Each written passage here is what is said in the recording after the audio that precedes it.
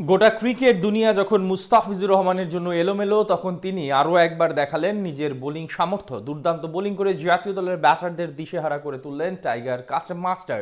ফিজের বিপক্ষে মাথা তুলে দাঁড়াতেই পারেননি শান্ত তামিমরা। তার কল্যাণে এনসিএলে লো স্কোরিং ম্যাচের হাড্ডাহাড্ডি লড়াই দেখল সকলেই। মুস্তাফিজুর রহমানের এমন বোলিং এবং ম্যাচের ফলাফল নিয়ে বিস্তারিত জানবো রিপোর্টে।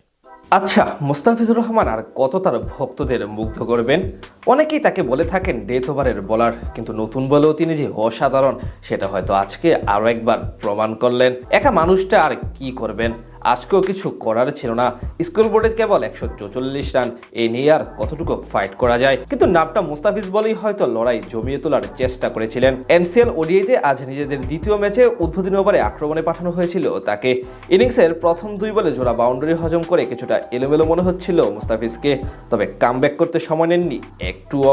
নিজের স্পেলের দ্বিতীয় ওভারে অন্যরকম এক ফিজ, তার গোট লেন্থে পিচ করা ডেলিভারি লেগ সাইডে ঘুরানোর চেষ্টা করেছিলেন ডানহাতি হাবিবুর রহমান সোহান, পারেননি। বল ব্যাটের কোনায় লেগে উঠে পড়ল সোজা উপরে, তালুবন্দি করলেন আফিফ হোসেন ধ্রুব, দলকে প্রথম সাফল্য এনে দিলেন দ্য ফিজ। এরপর ব্যবধান মাত্র এক ডেলিভারি, আগের বলটা বুকের উপর থেকে ভালোভাবে ডিফেন্স করেছিলেন অধিনায়ক নাজমুল হোসেন শান্ত। ঠিক পরের বলে সুইং করে বেরিয়ে যাওয়ার মুহূর্তে খেলতে গিয়ে দিলেন উইকেটের পেছনে ক্যাচ, আউট হয়ে গেলেন নর্থ জোনের অধিনায়ক। খানিক পরে জাতীয় দলের সদস্য তানজিদ তামিমকেও এলবিডব্লিউর ফাঁদে ফেললেন তিনি, তুলে নেন 3 উইকেট। মুস্তাফিজ রহমানের এমন বোলিং দেখে মুগ্ধ না হয়ে কি আর পারা যায়? যে মানুষটাকে নিয়ে এত কথা এত চর্চা হচ্ছে, তিনি কিন্তু মাঠের খেলায় ঠিকই নিজেকে প্রমাণ করে ছাড়িয়ে যাচ্ছেন দিনকে দিন। তবে সেখান থেকে খুব বেশি প্রতিরোধ করতে পারেননি সাউথ জোনের বাকি বোলাররা। শুরুতে 2 ওপেনার হাবিবুর রহমান সোহান ও তানজিদ তামিমের সাথে নাজমুল হোসেন শান্ত বিদায় নেওয়ার পর লিটন কুমার দাস এবং তাওহিদ হৃদয় মিলে প্রতিরোধ গড়ে তোলেন। লিটন কিছুটা আক্রমণাত্মক মেজাজে ব্যাট করতে থেকে দলকে বিপদ থেকে উদ্ধার করেন, এরপর ধীরে ধীরে চলে যান জয়ের বন্দরে। এর আগে বগুড়ায় টস হেরে আগে ব্যাট করতে নেমে শুরুটা একদমই ভালো হয়নি সাউথ জোনের। ওপেনার আনিসুল হক ইমনকে ইনিংসের চতুর্থ বলে হৃদয়ের হাতে ক্যাচে পরিণত করে সাজগড়ে ফেরান বামহাতি পেসার শরীফুল ইসলাম। সেটি ছিল তাদের প্রথম ধাক্কা। এদিকে নিজের ফর্মের সঙ্গে দীর্ঘদিন ধরেই লুকোচুরি খেলছেন সৌম্য সরকার। আজকেও দেখা গেল একই চিত্র।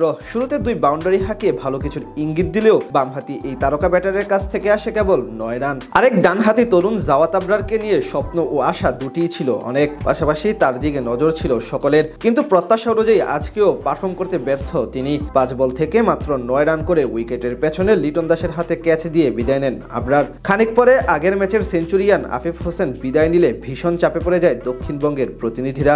19 রানে 4 উইকেট হারিয়ে ফেলার পর দলের হাল ধরেন মিথুন আলী ও সোহান। 2 ব্যাটার মিলে প্রাথমিক ধাক্কা সামলে ধীরে সুস্থে খেলতে থাকেন। সোহান বিদায় নিলেও এক প্রান্ত আগলে রেখে হাল ধরে রাখেন মিথুন আলী, মাঝে তাকে সঙ্গ দেন রবিউল ইসলাম। তিনি থামেন 29 রান করে। এরপর নর্থ জোনের বোলারদের তোপের মুখে পড়ে সাউথের বাকি ব্যাটাররা ছিলেন আসা যাওয়ার মিছিলে। শেষ পর্যন্ত মিথুন আলীর 55 রানের অপরাজিত ইনিংসে ভর করে মাত্র 144 রানে অল আউট হয় তারা।